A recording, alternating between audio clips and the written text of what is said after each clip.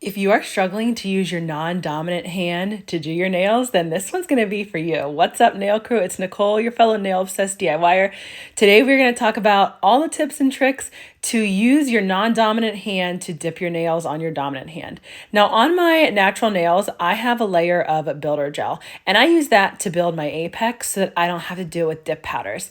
If you don't like to use any gels, you can use clear dip powder like I just showed you and build your apex with that. Then in between the builder gel and the dip, I like to use peel base so that I can pop my mayonnaise off quicker. When you're using your non-dominant hand to dip, you want to make sure that you have a cuticle pusher and some kind of pointy nail tool along with a stiff nail brush. The cuticle pusher is going to allow you to push your cuticles back before every dip that's close to them. So since I have my apex already built with builder gel, I don't need to do any dips that build my apex, and I can just go right in with the dips near my cuticles. So you want to make sure that you push your cuticles back because that's going to help you from flooding them. Once you push your cuticles back, then you're going to make sure that you get a majority of the liquid from the dip base bottle off your brush.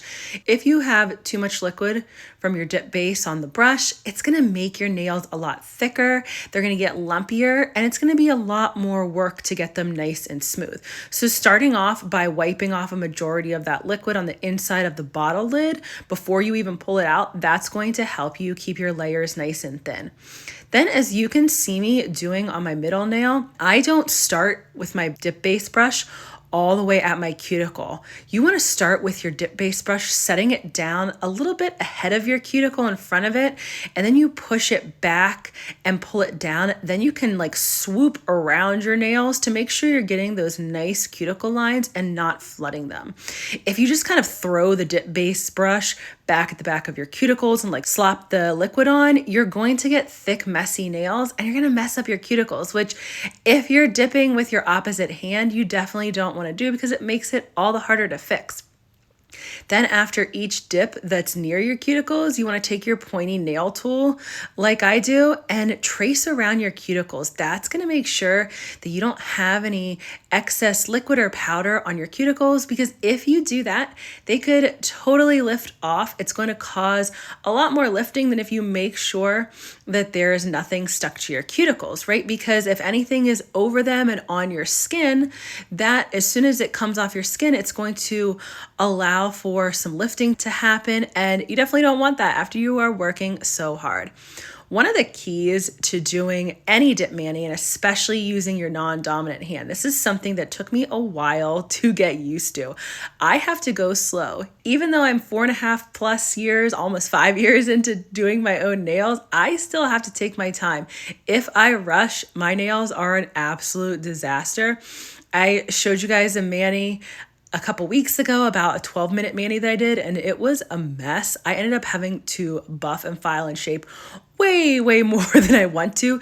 So I know it seems like you have all these different steps to do. Taking your time is really going to help. And once you get the process down, it doesn't feel like it's taking so long because you're so used to just, moving slowly that you're not like flooding your cuticles or making your nails too bulky.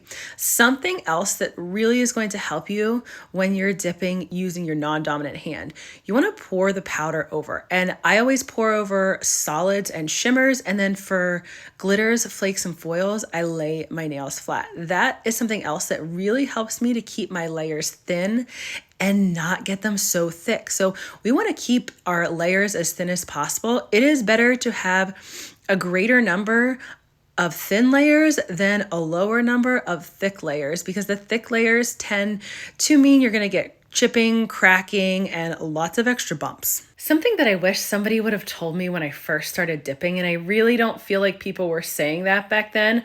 When I first started dipping, it was really all about like a lot of gatekeeping, to be honest. There were just people who did not want to help, and then they just show their pretty manis, and I had all these questions and nobody really to answer them. I am really big about not gatekeeping anything and giving you all the information that I wish I knew.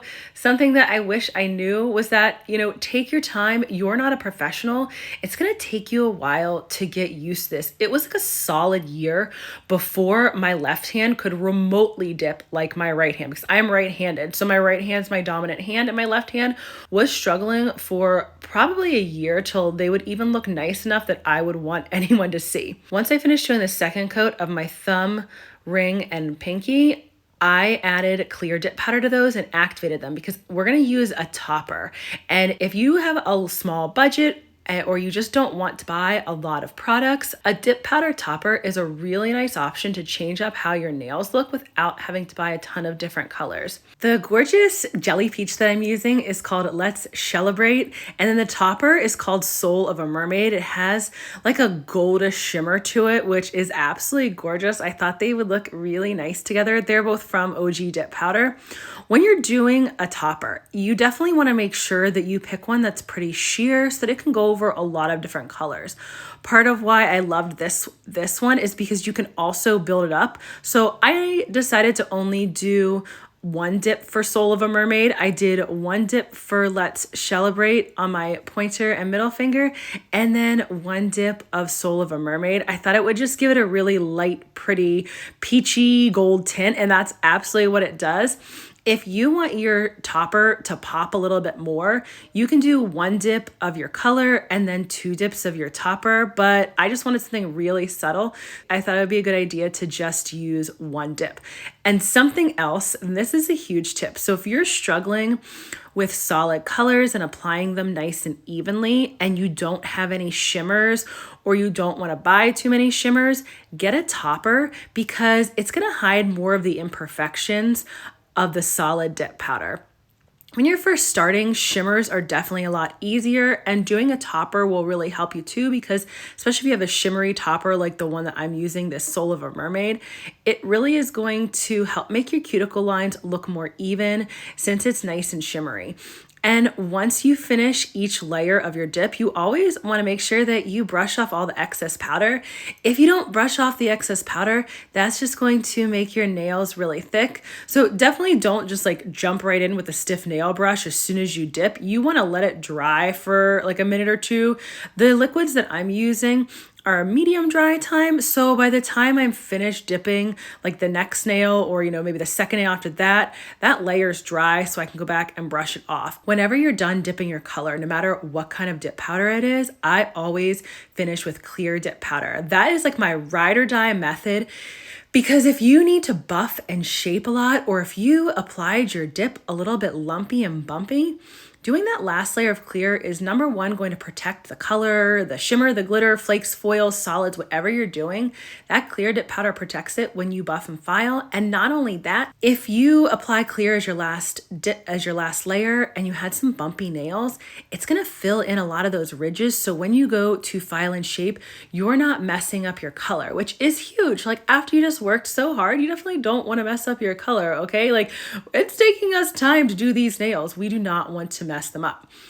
You want to make sure that after you apply your clear dip powder, brush that off too, and then use your activator. You'll know your activator is ready to go to file, buff, and shape if you tap on your nails and then it feels hard. So you saw me do that in the beginning, and then I use a flexible file. You can also use a buffing block, but my hands are huge. Like legitimately, I have really big hands. So a flexible file just works nicer for me because I can have more room for my big hands to hold it. When I'm doing my filing, when I'm doing my buffing, I like to go in a C motion along my nails. That helps me to keep a nice C curve because my C curve tends to go away a little bit when I'm applying my dip powders. Since I do 3 layers all the way back to my cuticles, the 2 color and then the 1 clear. So I like to go through and do that and file back and forth, like buff back and forth so that my C curve stays really nice. Then I go in with a hand file and just fix up any of the shaping that looks off. And then I finish by using a barrel bit from Pana. It's this fine bit. And I go around and make sure that my cuticles really look nice. There's no dip like stuck in any weird spots. I give it that nice curved cuticle line. Then once you're finished with that, you want to take some isopropyl alcohol on a stiff nail brush and go in and really scrub all the filing, buffing, and shaping dust off your nails before you go to top coat. You can see on my hands here that they look like they have like stained white or whatever on the bottom. It's actually because I was stamping on my left hand, and I am really messy when I stamp. I get stuff everywhere. So I was trying to get the stamping off my right hand before I went and did my top coating. So you can see, and my hands are really dry, but you know what? I like to keep it real with you guys. I do not like to pretend like my hands are perfect.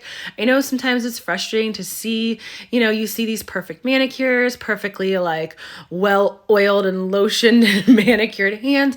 That's not how mine are. So I keep it real that my hands are dry, and when I'm doing my nails, they look really dry, but I decided I'm just going to keep showing it so that you can feel like your hands look like mine too, if they do. When you're doing your top coating for your dip powders, you definitely want to make sure you follow whatever instructions that came with the brand that you're using. Every brand is a little bit different on their top coating instructions with the timing. So what you definitely don't want to do is use one brand's instructions for another brand, because most likely what's going to happen is the timing won't be correct. And then you're going to end up with dull nails, streaky nails, or nails that just don't last quite as long. And after you worked so hard on your beautiful manicure, you definitely do not want to do that. If you're going through all this with me and you're like, Nicole, I need somewhere that I can really see all this information, like print it out, make sure you check out in the description the link to my Dip Nails 101, the ultimate guide to dipping your nails at home. And if you want more help for how to get beautiful cuticle lines, check out this next video. Thanks so much for joining me today, nail crew.